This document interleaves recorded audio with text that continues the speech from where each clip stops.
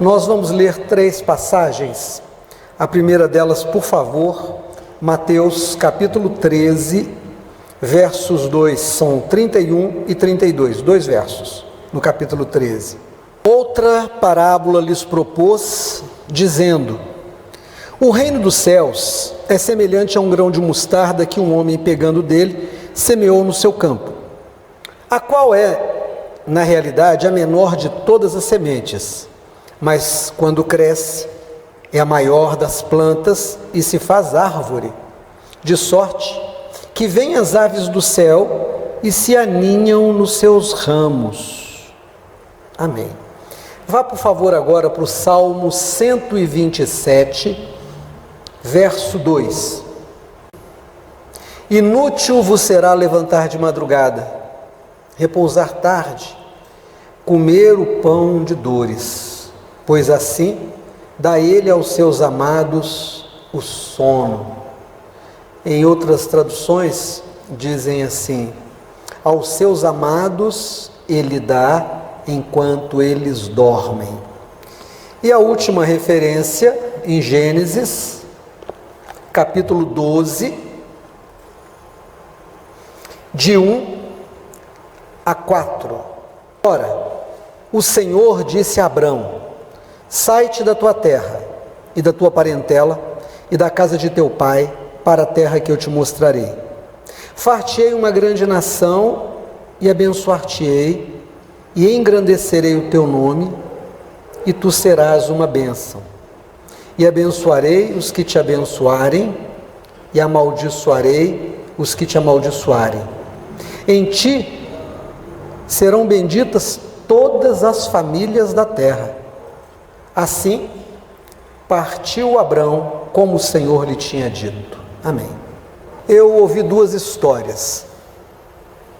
Uma, há muito tempo atrás, me contaram do comandante Rolim. Eu ouvi a história, como a ouvi, quero compartilhar com vocês. Ele era o dono, o presidente da TAM, Transporte Aéreo Marília, na época. E dizem que ele foi convidado para uma solenidade de formatura de um grupo, acho que de administração. Ele deveria discursar e ele acabou se atrasando. Houve algum problema num dos aeroportos e ele chegou atrasado à cerimônia e passaram para ele a palavra. Ele pediu desculpa e disse que não tomaria o tempo para fazer o discurso que ele havia planejado em função do atraso, e que ele se limitaria a dar algumas características das pessoas vitoriosas, já que era uma turma de administração e que com certeza no exercício do seu trabalho, cada um deles iria buscar o sucesso, o que era necessário aos olhos do comandante Rolim naquela ocasião, segundo eu ouvi, que uma pessoa que empreendesse deveria ter. E ele disse: olha, eu descobri algumas coisas. A primeira delas é que a pessoa precisa ser muito séria naquilo que faz. Aquilo que você pegar para fazer, não importa o que seja. Se você pegou para limpar um ambiente, faça o melhor. Se você vai dirigir um carro, faça o melhor. Aquilo que você pegar para fazer, faça o melhor. Não precisa ser o melhor do mundo, mas o seu melhor. Vá ao seu limite de fazer a melhor coisa que você puder. E ele falou mais uma ou duas, e ele encerrou dizendo: todas as pessoas que eu conheço que são um sucesso, têm sido um sucesso no seu casamento. Todas. O sucesso no casamento é uma das molas propulsoras do sucesso na vida. Essa é uma história. Outra história eu li hoje. Na verdade, eu assisti uma entrevista. O entrevistado contou que foi convidado a dar uma assessoria a um banco estadual que estava indo à falência, que já vinha tomando prejuízo em alguns exercícios. E ele propôs conversar com o presidente do banco, por 5 minutos que fosse, para apresentar um projeto. E quando ele conseguiu falar com o presidente desse banco, o presidente foi perguntando para ele de cara: o senhor é formado em economia em qual universidade? Certamente, diz ele, o presidente daquele banco esperava que ele dissesse: eu sou formado em economia em Harvard, em alguma outra universidade famosa. E ele disse: não, eu não sou formado em economia. E o presidente daquele banco disse: mas como? Como é que o senhor pretende apresentar um plano de recuperação do nosso banco se o senhor não é formado em economia? E ele disse: mas o senhor não é formado em economia? Os outros membros do conselho do banco não são formados em economia? E o banco não vem a si mesmo apresentando prejuízos? Então não é uma pessoa formada em economia que tem a resposta. E aí ele apresentou o plano dele, foi aceito esse plano, e ele disse que em coisa de 3, 4 meses, o banco começou a se recuperar, apresentou já um ganho em vez de perda. E ele disse que o grande problema é que os funcionários estavam exatamente como o banco. O banco estava indo de mal a pior e os funcionários, todos, estavam indo de mal a pior. As pessoas estavam vivendo muito mal porque estavam endividadas, porque tinham aberto mão dos seus sonhos, porque viviam mal com suas famílias.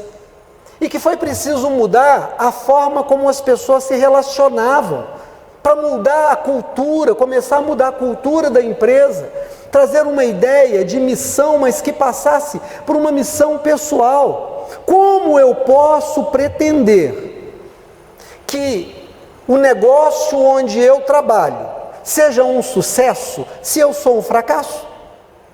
Como eu posso esperar que onde eu fico durante 8, 9, 10, 12 horas por dia, dando a minha força de trabalho, eu consiga fazer alguma coisa boa, se na minha vida pessoal eu não consigo fazer alguma coisa boa? É preciso que eu experimente na minha vida ganhos, sucesso, para que eu possa trazer isso para o ambiente. E qualquer gestor inteligente precisa saber disso. Quando o comandante Rollin, se essa história for verdadeira, disse, que uma das características da pessoa de sucesso é que era uma pessoa que estava dentro de um casamento que era um sucesso. Ele estava dizendo disso. O sucesso pessoal funciona como um combustível para que a gente possa ser um sucesso fora, no ambiente de trabalho, no ambiente escolar. Quando eu tenho um nível de relacionamento que diz para mim que eu consigo, que diz para mim que eu posso, que acredita em mim, que me faz me sentir acolhido e me dá a recuperação das minhas forças, que não me permite abrir mão dos meus sonhos, mas me ajuda, eu saio com uma disposição de vencer, eu saio para vencer. Qualquer bom gestor sabe disso. Uma das histórias de Henry Ford é que em algum momento ele já tinha vendido os primeiros automóveis que ele tinha fabricado para quem podia comprar. Não tinha mais um mercado. Dizem então que ele dobrou o salário dos seus funcionários e abriu uma linha de crédito. Ele deu condições às pessoas para possuírem aquilo que elas fabricavam.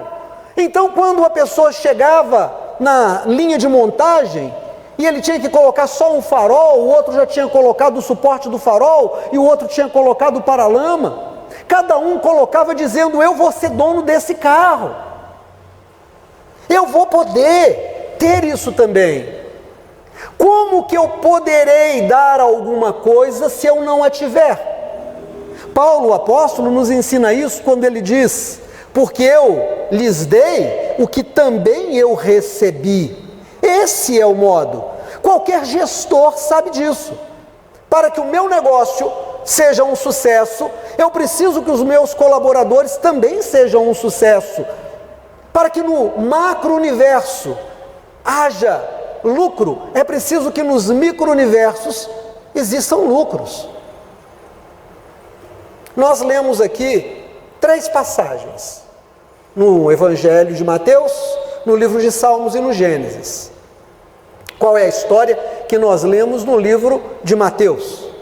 Jesus comparou o reino de Deus. Reino não é um espaço geográfico contornado por fronteiras físicas. Reino é um estado de administração via poder. O rei reina, o rei tem um reino. O reino pode até não ter uma terra. As pessoas se submetem à autoridade do rei, são o seu reino. Jesus disse que o reino de Deus é semelhante a um grão de mostarda, que é como a menor de todas as sementes, que lançada no canteiro não aparece, não faz volume, não chama atenção, mas que crescendo se faz uma árvore, e os passarinhos vêm se aninhar nos seus galhos. Ele falou isso sobre a fé, porque um pouco antes ele disse: se vocês tiverem fé como um grão de mostarda, vocês farão coisas extraordinárias. Jesus é um excelente gestor, tão bom que ele disse: as portas do inferno não prevalecerão contra a minha igreja. Ele disse: eis que vos dei poder para pisar em todo o poder do diabo. No meu nome vocês farão coisas extraordinárias. Ide por todo o mundo, não haverá fronteiras que lhes serão fechadas. Ide por todo o mundo, anunciai o evangelho em todos os povos, falando todas as línguas, conhecendo todos os costumes, impactem o mundo, façam do evangelho um sucesso no mundo inteiro. Hoje estudamos na igreja a singularidade dentro da unidade. Deus é um, mas Ele não é singular, Ele é plural. É um Deus que se manifesta em todas as culturas. É o único Deus, não há outro Deus. Mas Ele se manifesta de várias maneiras a todos os homens, e a todos os homens Ele sustenta, porque a todos Ele ama, e ama porque todos são dEle. Então Ele quer que o seu reino seja um sucesso, mas Ele disse que para o reino dEle ser um sucesso, cada um daqueles que estão no reino precisam ser um sucesso. Não dá para você pregar um evangelho de reconciliação se você é uma pessoa rancorosa. Não dá para você falar de um Deus de cura se você vive doente. Não dá para você falar de um Deus de prosperidade se você vive na miséria. Não dá para você falar de um Deus de coragem se você é um covarde. Irmãos, é de uma simplicidade muito grande. Para que você possa fazer o evangelho de Jesus ser um sucesso, você tem que ser um sucesso. E Deus quer patrocinar o seu sucesso. Deus quer te dar as condições de ter o melhor casamento do mundo, para que você possa falar a todas as famílias da terra. Deus quer que você consiga suprir todos os seus compromissos, que o seu nome não esteja no SPC, que o seu nome não esteja nos outros cadastros de devedores. Como é que você vai falar de um Deus que supre necessidades se você vive na necessidade? Eu posso passar por ela, passo por ela, como passo pela doença, como passo pela dificuldade, para que eu conheça o poder do meu Deus, mas eu não vivo nessa condição. Entra ano, sai ano, e o casamento é uma titica. Entra ano, sai ano, e você não consegue ficar no emprego. Entra ano, sai ano, e você não sai da dívida. Entra ano, sai ano, e você continua doente. Tem alguma coisa que está errada. Será que Deus está errado? Pastor, mas eu sei disso, eu sei que o evangelho diz isso. Por que eu não consigo? Ora, irmão, porque Deus tem compromisso com a palavra. Deus não tem compromisso com a expectativa do homem.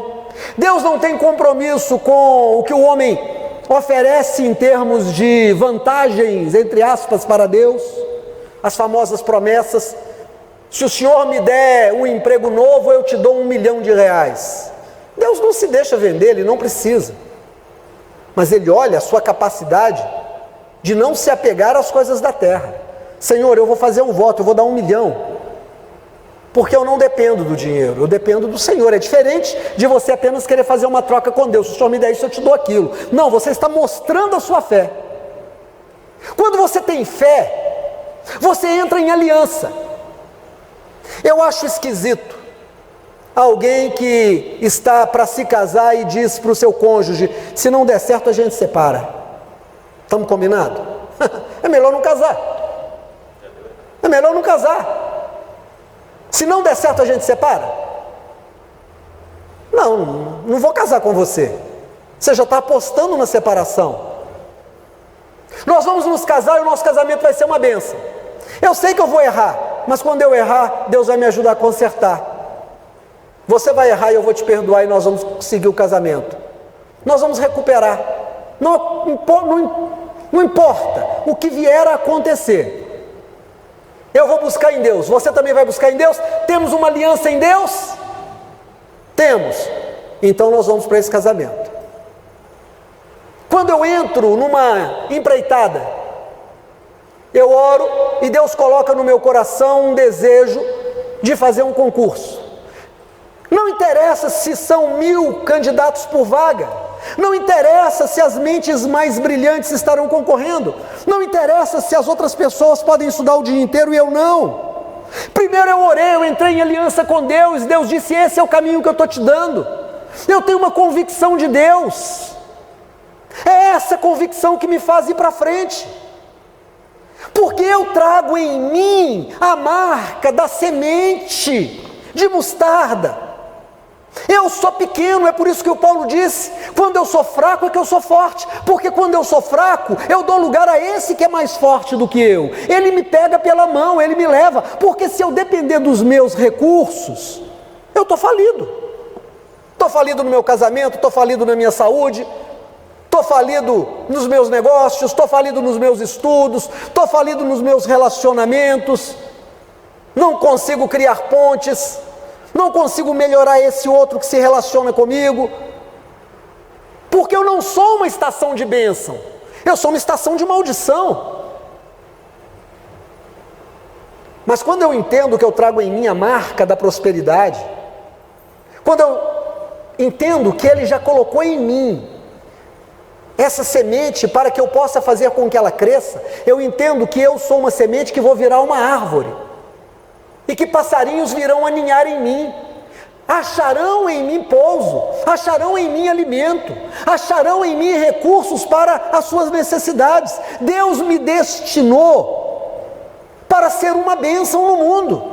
Deus destinou você para ser uma bênção no mundo, mas há requisitos. Eu tenho falado isso aqui tanto. Irmãos, orai sem cessar. Orai sem cessar. Como é que você quer ter uma vida vitoriosa se você não ora? Você pode até ir muito bem numa área da sua vida. Muito bem não significa que você está bem. Você pode até conquistar alguma coisinha, mas não significa que você vai manter ou que você vai ser feliz com aquilo que tem. A Bíblia diz que, atendendo ao tempo, eu devo ser mestre. Eu devo entender os assuntos. Eu devo ter poder de compreender as coisas espirituais. Tenho que conhecer as Escrituras. Que eu devo ser frequente nos trabalhos da igreja. Que eu devo ser dizimista, ofertante. Que eu devo ser evangelizador. Quando eu entendo essas coisas, eu entendo que isso está na palavra e que Deus tem um compromisso com a palavra. Ele não tem um compromisso com o que eu espero dele. Deus tem um compromisso com a palavra que Ele me deu. Eu estou em aliança com Deus. Eu fiz o que está escrito na palavra? Sim ou não? Sim. Então Deus vai fazer o que Ele disse na palavra que vai fazer na minha vida. Mas se eu não faço o que Ele disse que eu tenho que fazer, Deus não fará na minha vida o que Ele disse que vai fazer. Eu cancelo a bênção que me está destinada. Mas quando eu estou em Cristo e eu pratico a palavra e eu entendo que eu já trago em mim a semente e a marca de que tudo que eu fizer vou prosperar, aí eu olho para a palavra e digo: Senhor, obrigado pela palavra. A palavra é o meu mapa, a palavra é o meu guia. Não estou dizendo que porque você tem uma promessa o caminho vai ser fácil. Não estou dizendo que porque você tem a marca da prosperidade para que o reino de Deus através de você seja uma prosperidade, que o seu caminho Não vai ter dificuldades, não vai ter adversidades, não vai ter inimigos, não vai ter momentos de dor, momentos de desespero. Haverá sim um momento do desespero e você vai achar esperança na palavra. Você vai encontrar sim um adversário maior do que você e você vai clamar e o Senhor vai lutar por você. Você vai achar momentos de dúvida e o Senhor te esclarecerá. Você achará momentos de fraqueza e o Senhor te fortalecerá.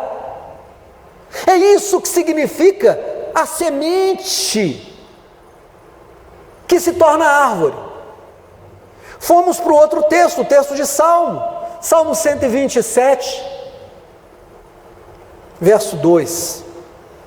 Inútil vos será levantar cedo demais para trabalhar mais, deitar tarde para trabalhar mais, comer o pão de dores, gemendo, eu estou cansado, mal estou conseguindo engolir a comida porque eu estou trabalhando demais. Aos seus amados, Deus traz a prosperidade enquanto eles dormem. Você está dormindo, você está tranquilo, você levantou, fez as suas obrigações, fez as suas orações, você leu a palavra, você meditou, tomou seu café, escovou seus dentes, lavou o seu corpo, pegou suas coisinhas. Não precisa sair correndo todo dia, desesperado. Inútil será levantar cedo. Eu tenho que trabalhar muito, porque eu devo muito, eu preciso crescer, eu vou trabalhar mais um pouquinho, mais meia hora. Não, aos seus amados Ele dá enquanto eles dormem. Sabe por quê? Porque o Senhor é o dono de todo ouro, de toda prata, e Ele já disse que quer nos abençoar. É claro que eu tenho que trabalhar. Trabalho é necessário, não para que eu ganhe o meu pão, mas para que eu esteja vivendo. Nós somos feitos para produção. O ser humano tem que produzir. Ninguém pode ficar sem produzir alguma coisa. Todos nós somos receptáculos da multiforme sabedoria de Deus, porque a igreja, a multiforme sabedoria de Deus, as muitas formas da sabedoria de Deus se manifestam na igreja. Eu sou parte dessa igreja, então a multi-sabedoria de Deus, a multiforça de Deus se manifesta em mim, me dando capacidades extraordinárias. A uns Deus deu uma mente lógica, Deus deu uma mente espacial. Ele olha um espaço e ele consegue fazer uma planta. Ao outro Deus deu uma capacidade de cálculo, que consegue calcular vigas e calcular colunas e traço de concreto. E o outro Deus deu condição de colocar o tijolo um em cima do outro e fazer um reboco excelente. Ao outro Deus deu a capacidade de pintar e o outro de fazer móveis. Mas ao outro Deus deu o dom da música, ao outro a poesia, ao outro o desenho, ao outro a filmagem, ao outro a mente lógica para defender em juízo causas, ao outro Deus deu a capacidade maravilhosa de entender de motores. E a cada um desses Deus destinou uma prosperidade, a cada um desses Deus destinou uma casa, um companheiro ou companheira, filhos, roupa, comida, estudo. Não falta nada àqueles que buscam ao Senhor, nenhum bem faltará àqueles que te temem, diz a palavra. Nenhum bem faltará àqueles que te temem. E a Bíblia diz: seja Deus verdadeiro e todo homem mentiroso. Então Deus não mente. Essa palavra vai se cumprir. Mas por que ela não se cumpre? Por que você luta e não consegue? Porque você não está na palavra. Inútil é levantar cedo. Eu não consigo ir à igreja porque eu preciso trabalhar demais. Vai morrer trabalhando e não vai alcançar. Eu consegui comprar o carro, tá certo, e vai pagar 55 mil prestações de 55 mil reais, vai morrer pagando. Não sei qual que é o lucro. Eu chego muito tarde. Tá, mas você acha que é só você que chega tarde? No mundo inteiro, no universo dos cristãos, só você que chega tarde, e os outros que chegam tarde vão à igreja, estão na oração, estão no culto, louvam, levam convidados, evangelizam, pregam, eles testemunham diante de Deus contra ti, eles estão na palavra e você não, porque Deus tem um compromisso com essa palavra. Aos seus amados Ele dá enquanto eles dormem. Eu não gosto da tradução que diz aos seus amados. Eu prefiro a tradução que diz: àqueles que o amam, Deus dá enquanto eles dormem. Porque é um negócio interessante. Dia desse, um pastor aqui de Minas Gerais me pediu uma opinião. Ele estava diante de uma situação em que alguém do rebanho dele, né, pediu a ele um conselho, trouxe algumas coisas e ele tinha que dar um conselho para aquela pessoa tomar uma decisão. E ele disse: pastor, essa pessoa fez isso, isso e isso, né? E o cônjuge está querendo ir embora, e essa pessoa, ela está com a razão. Eu disse: irmão, pelo que você está me mostrando aqui, se eu fosse o cônjuge dessa pessoa, eu já tinha ido embora há muito tempo. O que essa pessoa fez aí tem nome e número no Código Penal, é crime. Não é porque você está dentro de um casamento, não é porque você se relaciona com alguém que você pode invadir a privacidade da outra pessoa. Não tem desculpa para isso. Não tem desculpa.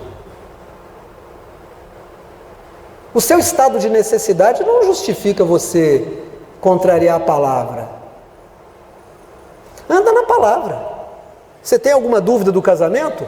Tenha coragem de olhar porque o seu casamento não está indo bem. Talvez você vai descobrir que você plantou sementes lá atrás de coisas ruins e que estão sendo colhidas agora. Talvez o seu negócio não está indo bem porque lá atrás você plantou sementes ruins e está colhendo agora. Talvez você não esteja indo bem na profissão porque você plantou sementes ruins que está colhendo agora.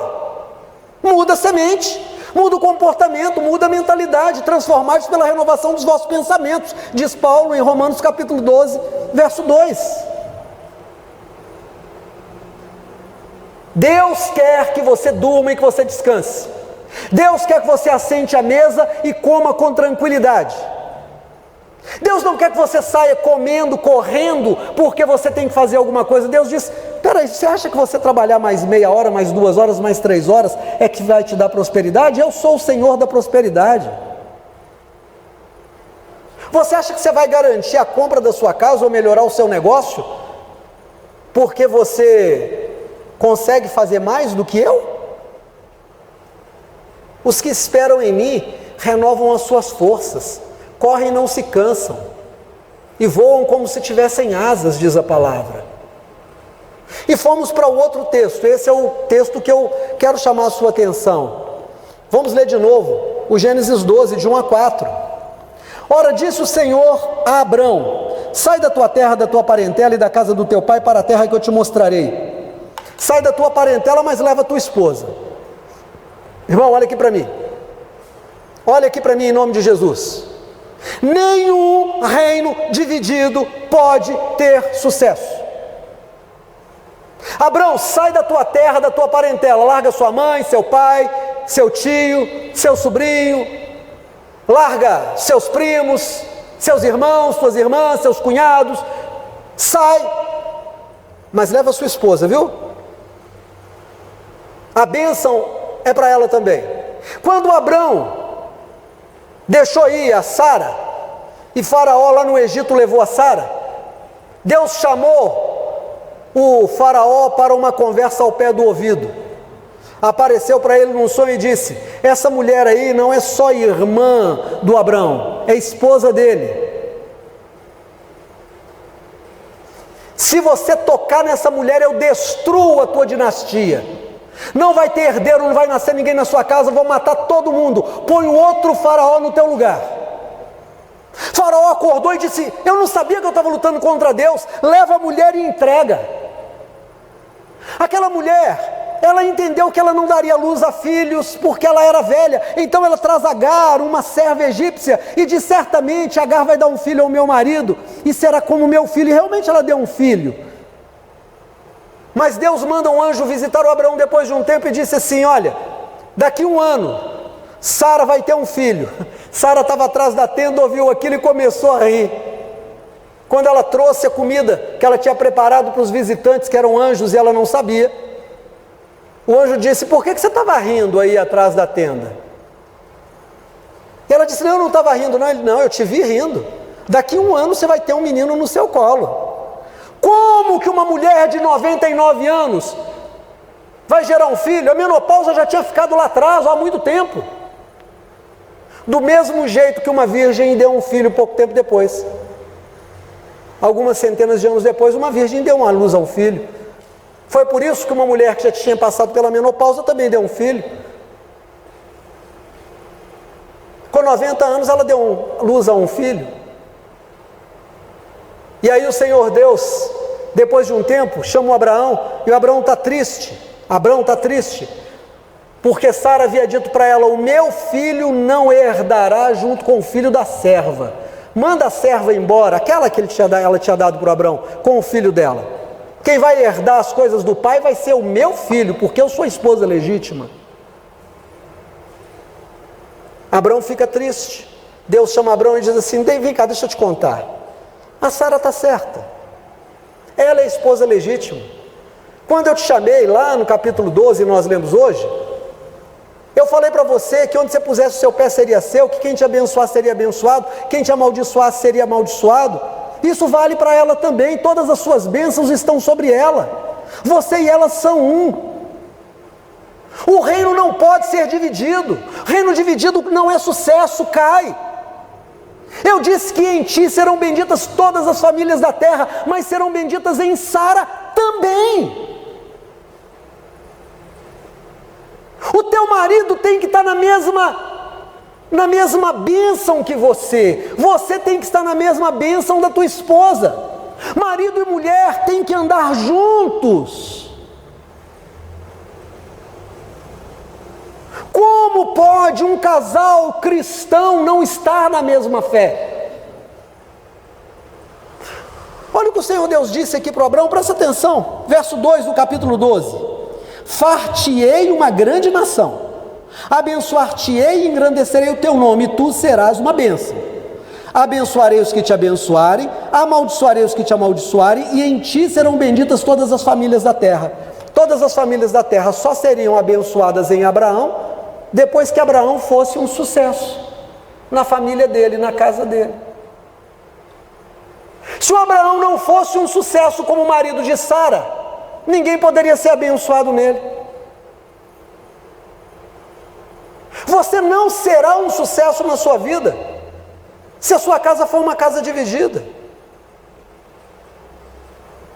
Você não terá sucesso e não fará sucesso na igreja, o sucesso que o Senhor Jesus espera que você faça, ganhando almas, prosperando.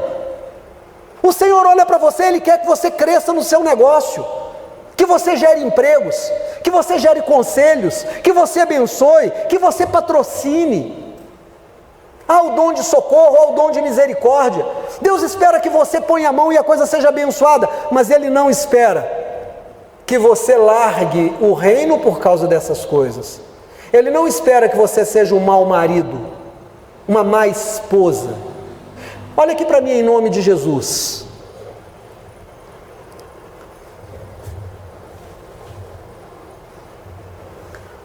O casamento é o espaço onde o desejo de um homem deve se completar na sua mulher e o desejo da mulher deve se completar no seu marido.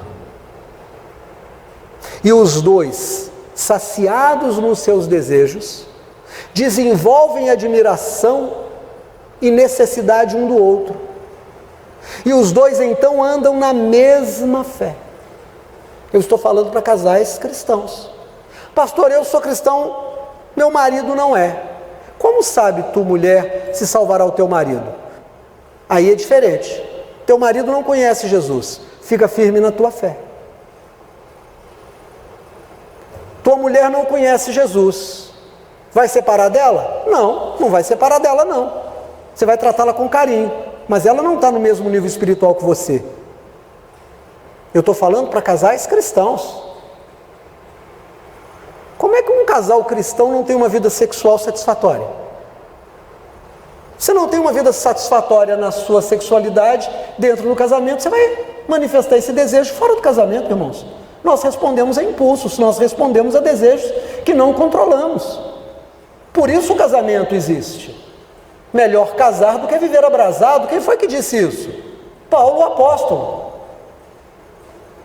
Para que você tenha sucesso em tudo que você for fazer, e Deus quer que você tenha, você tem que ser um sucesso em casa. Então está na hora da gente começar a pensar na nossa casa.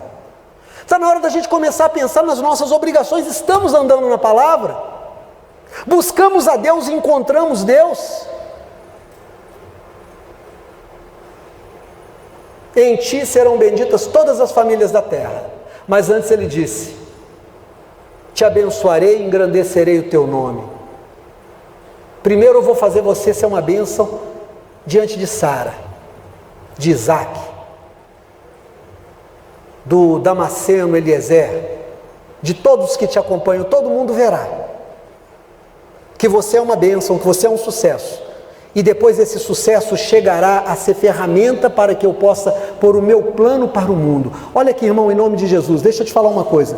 O Senhor quer fazer grandes coisas através da igreja, da qual você é uma parte. E Ele quer te abençoar, para que você possa trazer essa bênção para dentro da igreja. Não negligencie o seu chamado de ser uma bênção. Seja uma bênção na sua casa, na sua família. Exerça o seu ministério de sacerdote, de esposa, de marido. Seja pai para o seu filho.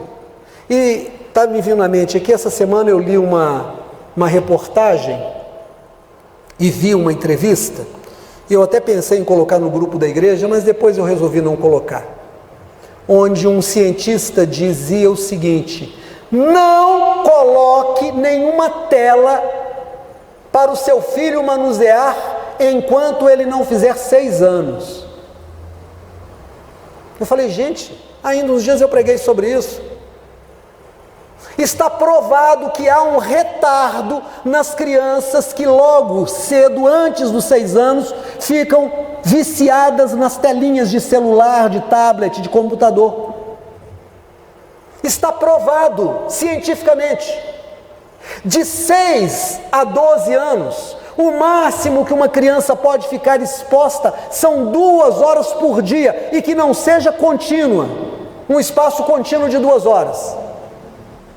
Ficou 40 minutos, para, descansa os olhos, faz outra coisa, volta, no máximo 2 horas, isso de 7 a 12 anos. De 13 anos para cima, o estudo não falou nada que eu achei relevante. Mas filho dá trabalho, né, irmão? Dá trabalho. Filho chora, filho corre, filho anda, filho caga, filho mija, filho grita. Eu tenho um amigo que disse que filho devia vir com o controle remoto e uma tecla de desligar ou então de slow motion. O menino está correndo, aí o menino devagarzinho. Ou então o menino está fazendo bagunça, você aperta o botão e ele desliga. Ligou de novo. Mas Deus não fez assim. Deus fez com que você invista tempo no relacionamento com seu filho. Que você pegue nele. Que você corra atrás. Que ele caia e você o levante. Que você conte histórias. Mas a esposa também, ela é o objeto do seu carinho, marido. Da sua atenção. Eu, desde que me lembro, abro a porta para a Simone entrar no carro. É verdade, sim? Até hoje, 37 anos de casado.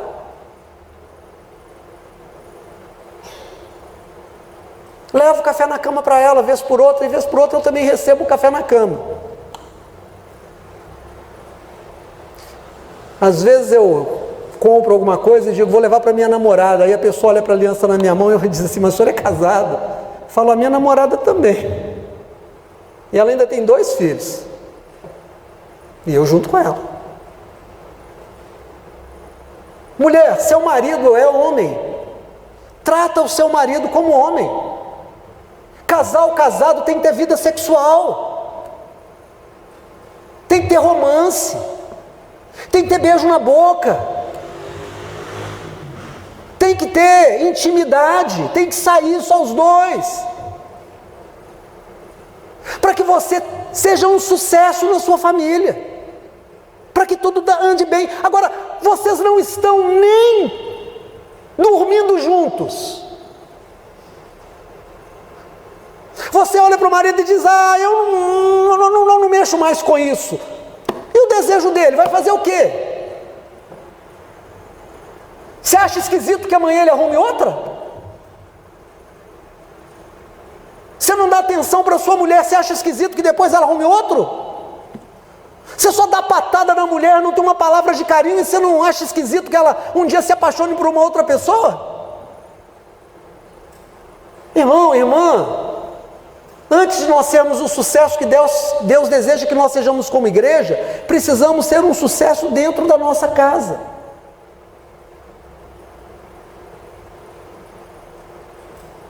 Acho estranho quando um casal cristão não anda na mesma sintonia espiritual. Quando um casal cristão não consegue manter acesa a chama do amor, porque a Bíblia diz que Deus é amor.